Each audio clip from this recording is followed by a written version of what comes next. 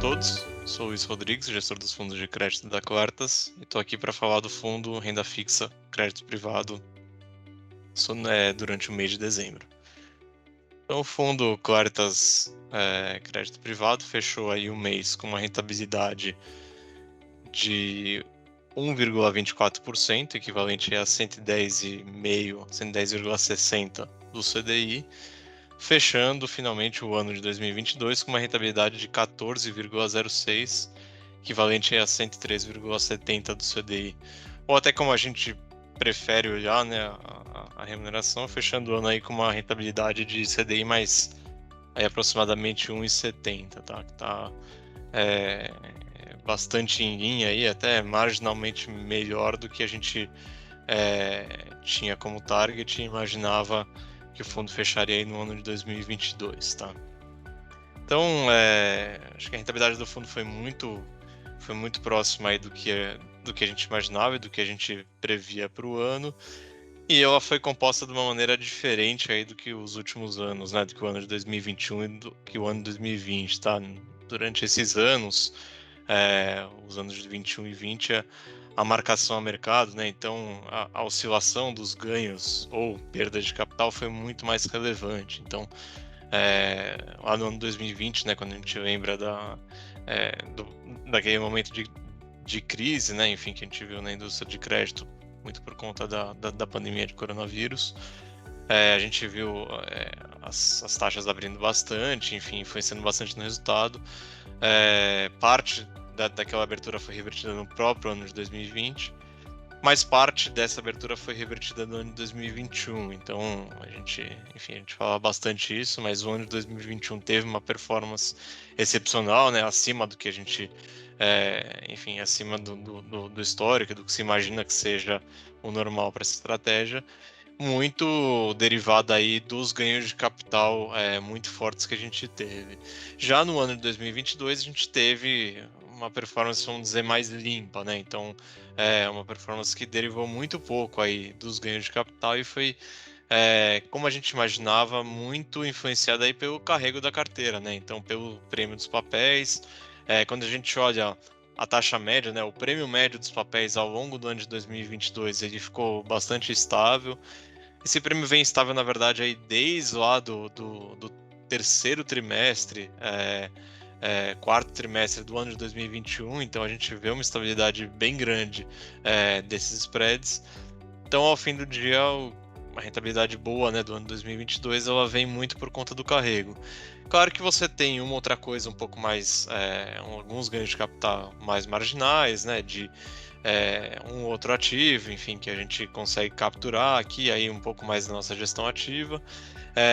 O próprio decaimento, né, de prazo da carteira ao longo do tempo, né, a substituição por ativos mais longos, né, que vão, enfim, o próprio ciclo de crédito também vai dando algum pequeno ganho de capital. Então, ao fim do dia, quando a gente vê a nossa performance, ela até essa rentabilidade um pouco acima do que a gente imaginava, veio um pouco dessas outras duas coisas, tá?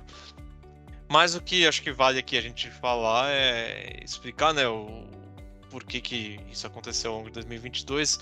A gente gosta bastante de olhar daquele jeito, né, olhar os fundamentos, né, olhar o que gerou essa performance. E quando a gente olha,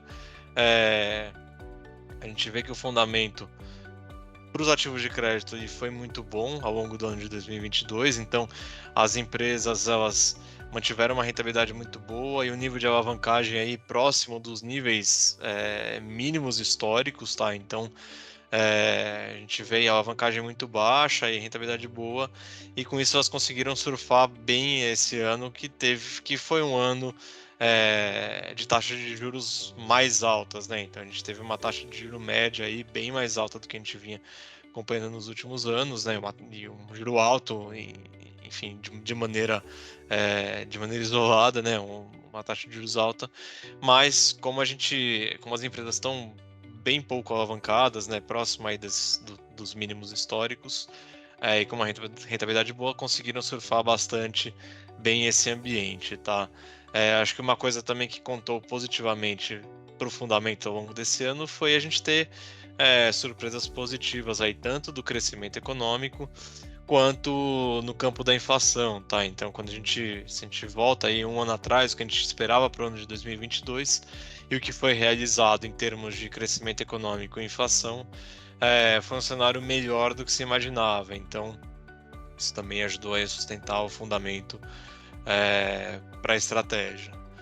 Do ponto de vista do valuation, né? Então, como eu mencionei, né, a gente vê o prêmio aí historicamente elevado, e um prêmio que se mantém estável aí há mais de 12, 15, 16 meses.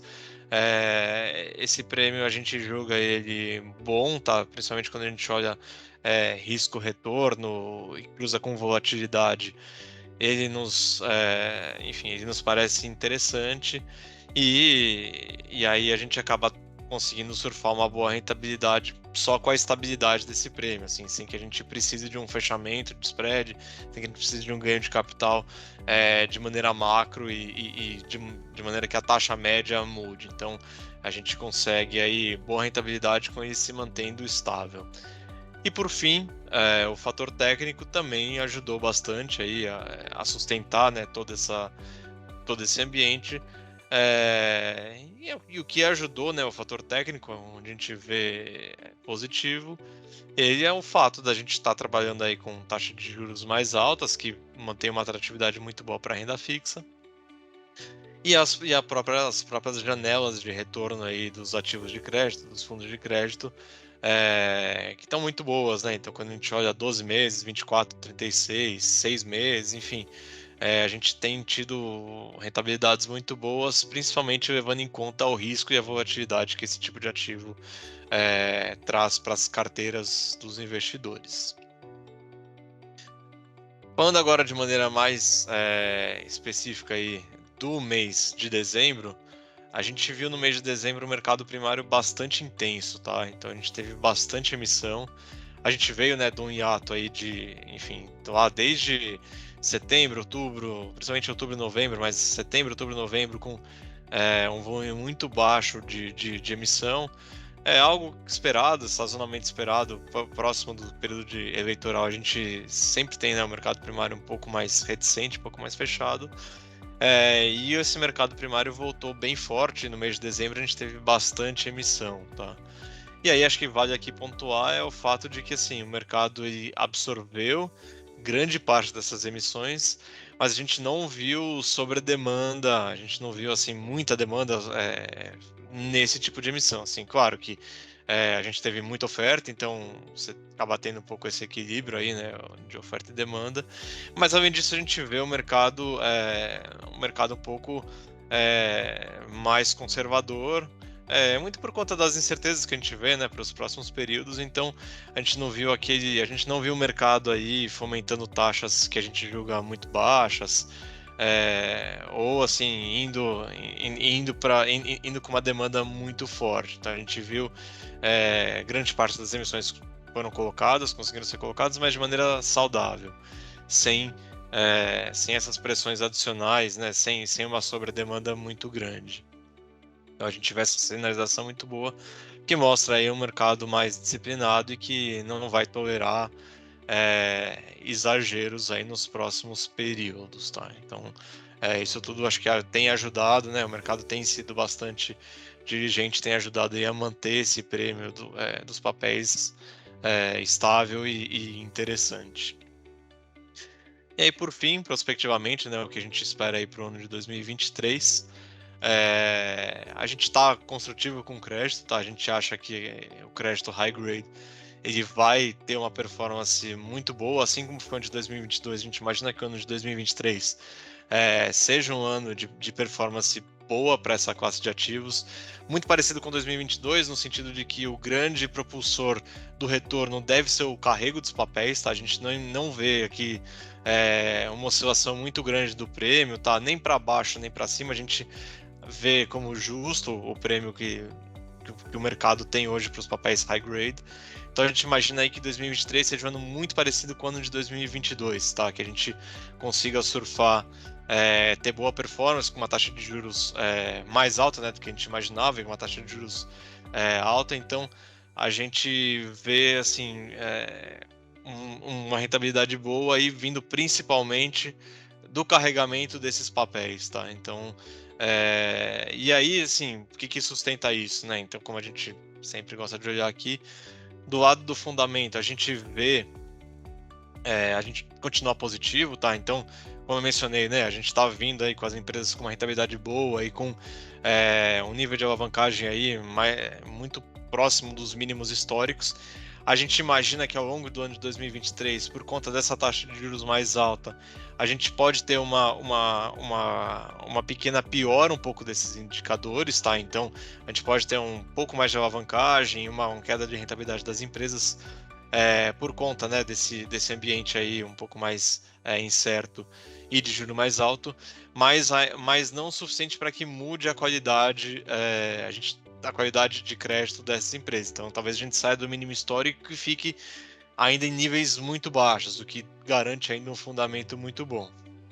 Então, mas assim, acho que, de novo, porque a gente tem aqui alguma incerteza sobre o que vai ser a política econômica, né, para os próximos períodos, mas uma coisa que a gente imagina, assim, acho que o mercado tem convergido, é para que a gente trabalhe aí com taxas de juros mais altas do que a gente imaginava. E aí, com esse cenário, o que tem sido a nossa cabeça aqui? A gente procurar surfar um pouco as boas empresas high grade, mas evitar aí alguns setores que são mais cíclicos ou empresas que estejam mais alavancadas, né? Que durante esse período de juro mais alto e de incertezas elas possam sofrer um pouco mais. Então, quando a gente olha para nossa carteira aqui, para a carteira high grade, grande parte dela deve continuar aí muito boa, tá? Para o valuation, acho que eu já falei bastante, mas a gente tem essa ideia de que o prêmio fique estável, tá, ao longo do ano de 2023 e estável em um nível que a gente julga bastante interessante. Então, o valuation está no campo positivo porque a gente enxerga como esse ajuste risco-retorno, né, o prêmio pago pelo risco que está sendo exposto e a volatilidade, né, enfim, desses ativos, a gente julga boa e, enfim, a gente imagina aí que deve continuar ajudando ao longo do ano de 2023. E por fim, o fator técnico, a gente enxerga também como positivo, né? Acho que essa taxa de juros mais alta aí ao longo do período deve continuar trazendo atratividade para os fundos e para os ativos de renda fixa. E aí o crédito consegue surfar bem essa onda, e aí principalmente o crédito high grade, né, que é aquele que tem mais qualidade, com menor risco, menor volatilidade, ele deve aí atrair mais recursos, deve continuar atraindo recursos ao longo do tempo. Ainda sobre o fator técnico, acho que cabe um comentário aqui sobre a marcação a mercado, né, nas carteiras das pessoas físicas, né, que passou a valer agora a partir do 1º de janeiro de 2023. Acho que isso pode mudar um pouco aí, principalmente o mercado de isentos, né? Então,